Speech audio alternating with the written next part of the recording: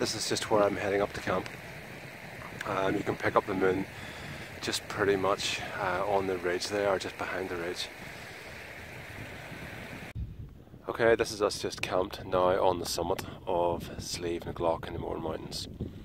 I'm really cold. I've been up a couple of times this winter and it's -2 at the moment, and I must say this is actually the coldest that I have felt it, which is great. The ground very, very solidly frozen.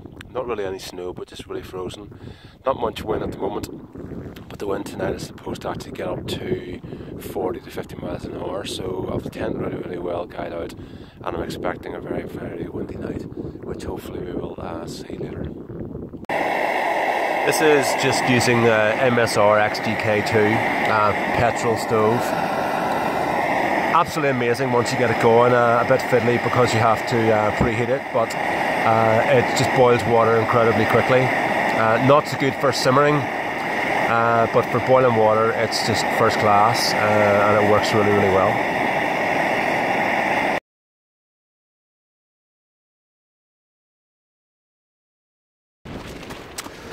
Okay, it's now 10 o'clock in the evening, and the wind's already got up quite a lot. You can see the tent getting fairly well buffeted. I mean, nothing too serious at the moment, but definitely letting you know that it's there. You're just looking at the moment at my Silva wind meter. I'm going to go out now and actually measure the wind. You can see there the temperature inside the tent is 0.9 degrees centigrade. So it's warmed up a little from earlier on, but we'll go outside and see how it goes.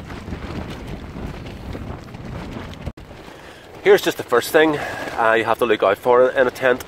If you always read what it says in the manufacturer's guidelines, it says that the tent will withstand high winds when properly pitched. So this actually quite frequently means that you need to get out and retension.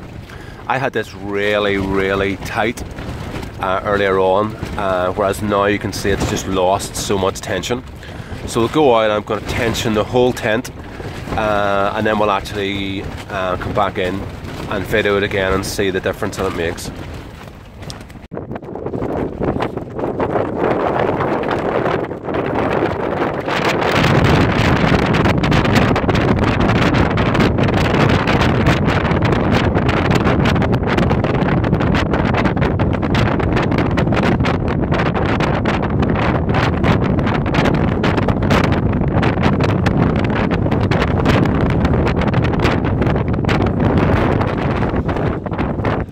Highest wind there, 25.1.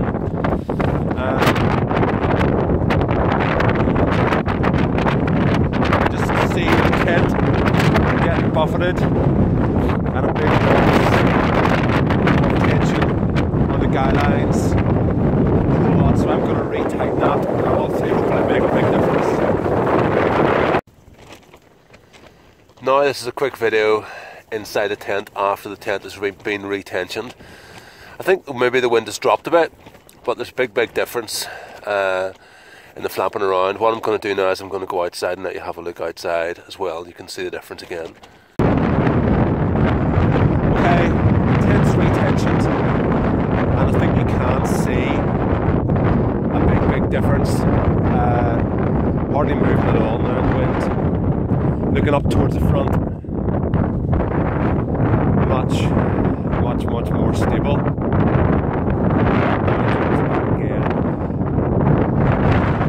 doing really well. Still decent gusts. I'm going to get the wind meter out again, so you should see the whole thing.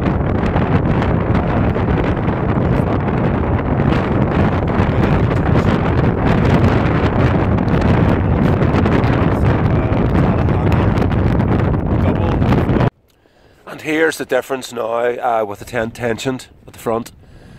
There's just no flapping around at all. It really has made some difference. Well worth doing at any time during the night, and well worth checking on just to make sure the tent's going to perform optimally. Okay, 2 o'clock in the morning. I think it's maybe been sleeping a little bit, but it's now got extremely windy. I'll swap the camera around in a moment so you can sort of see more of the tent. I'm going to go out and just check everything, go to the loo as usual, but check everything, make sure we're all guyed up as tight as we can. Not sure if there's been much more snow at all. Hopefully we'll get a good lot of it, but we'll go out and have a wee look. I'll take the wind meter out as well and see what sort of gusts that we can record. Hopefully you can hear this quite clearly.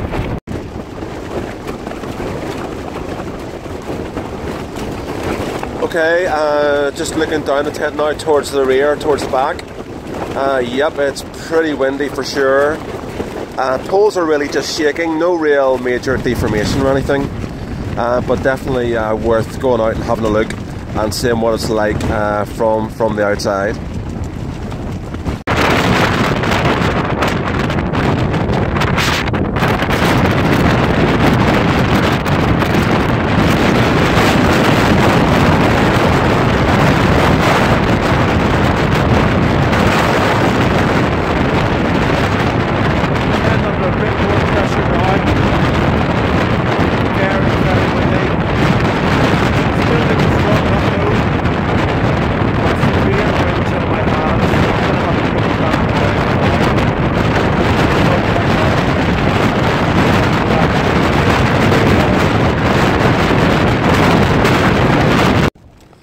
Okay, the maximum wind speed I recorded there is 33.8,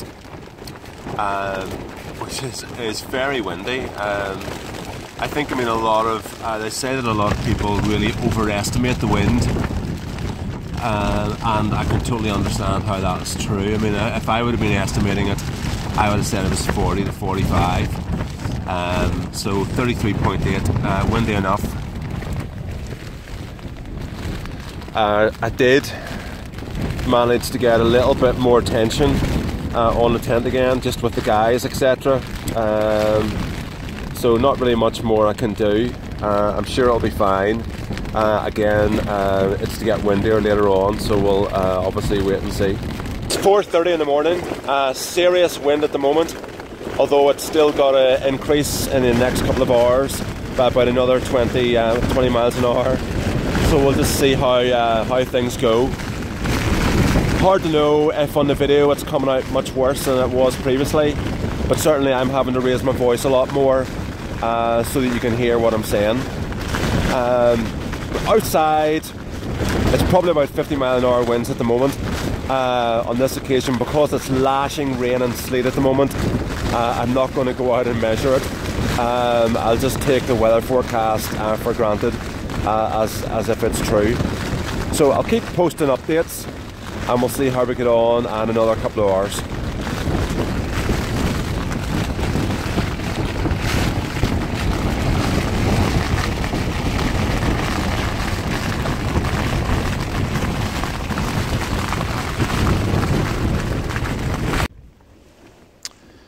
It's now 8:05 in the morning, and for some really strange reason you can see the wind has dropped. The weather forecast has changed slightly. It's saying outside it's meant to be sort of 30-mile-an-hour winds with 40-mile-an-hour gusts, and that's definitely not happening. Although it is saying that the winds to pick up again, and by 9 it's to be like 60-mile-an-hour gusts. So I'm going to pack up relatively as quickly as I can and get out of here, because I'd much rather have an easier walk off the hill and an easier getting the tent down. As soon as I get out though, I will do a wee bit more, bit of a video outside to let you see what it's like outside. And unfortunately, I don't think there's any snow at all.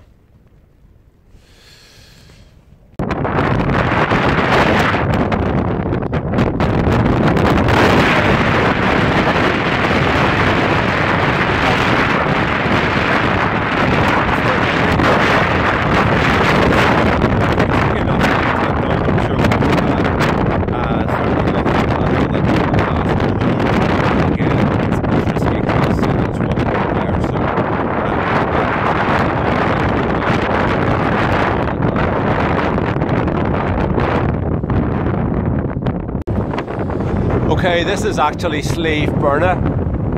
You can see it really clear in the cloud. The snow line has just gone up a little bit from last night. From my height here, I look to be just about at it, but I would have needed to be about another 100 metres or so high. Bye.